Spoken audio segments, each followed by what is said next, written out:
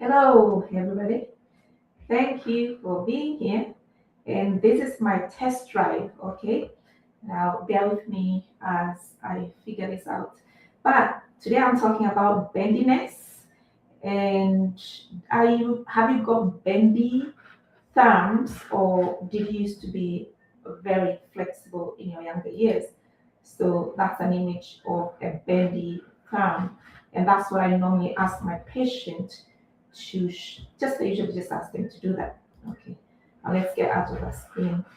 Okay. Now, have you got bendy arms or knees? And or did you used to have that before and it's not the same anymore? Because as you get older, we get more stiff. So, do you have symptoms that don't seem to make sense? Are you battling chronic pain, chronic fatigue, or brain fog? Have you been diagnosed with fibromyalgia or chronic fatigue syndrome? Do you have severe PMS, PMDD, or PME, that's premenstrual exacerbation of symptoms? Are you neurodivergent? Do you struggle with weight gain despite doing all the right things? Do you have gut issues, bloating, reflux, or IBS, palpitations, urinary frequency, heavy or painful periods, easy bruising? Do you find yourself waking between 2 and 4 a.m. for no obvious reason at all? Hair shedding or thinning is another thing. Accelerated aging, you feel like your skin suddenly has aged. You got lipedema or cellulite or stubborn belly fat that will not shift? Have you been prescribed antacids for unexplained reflux or been told you have hiatus hernia? If this sounds familiar, there may be a missing piece of the puzzle.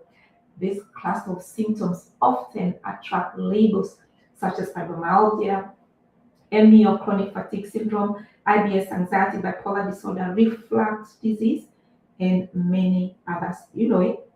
If you can't connect the issues, think connective tissue.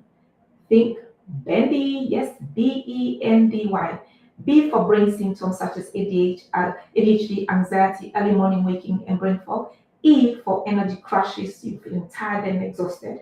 And for nervous system symptoms such as dizziness, palpitations, POTS, tinnitus, and poor sleep. D for digestive symptoms such as IBS, bloating, and reflux. Y for your connective tissue being the clue, the bendiness. Then think must, AMST for possible MCAS. M for migraines, malaise, that's tiredness and feeling miserable. A for allergies, asthma, and anxiety. S for skin symptoms and sinus symptoms. T for tummy troubles and triggers.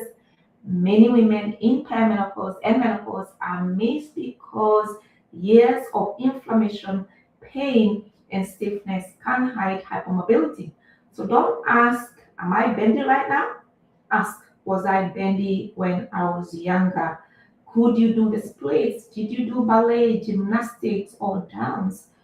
Could you put your hands flat on the floor? Could you do splits? No, things like that. Why are you double jointed? Did you repeatedly sprain your ankles or have joints that popped out easily? For many women, perimenopause turns the volume up on symptoms that were already there. Sleep worsens, anxiety increases, histamine issues flare, pain thresholds fall, and this narrative repeats itself time and time again.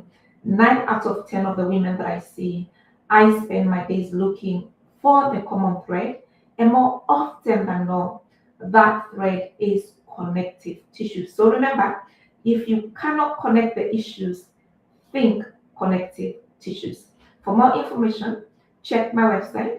I now have pathways.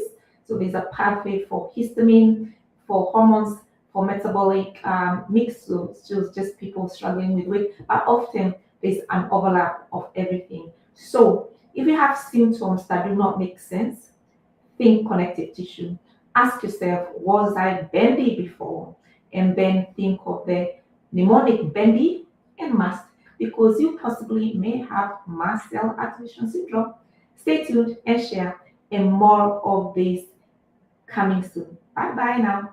Bye bye.